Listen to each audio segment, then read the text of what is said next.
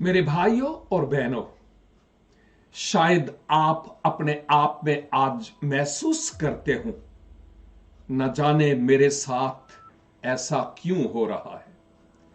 अगर आपका दिल खुदा से लगा हुआ है तो फिर मैं आपको बताना चाहता हूं कि आप भले अपने आप को घिरा हुआ महसूस करें, लेकिन खुदावंद खुदा आपसे क्या फरमाते हैं, गौर से सुनिएगा, क्योंकि ये आपके लिए है।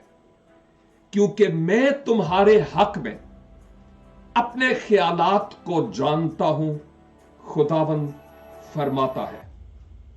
यानी सलामती के ख्यालात, बुराई के नहीं, ताकि मैं तुमको नेक अंजाम की उम्मीद बख्शूं।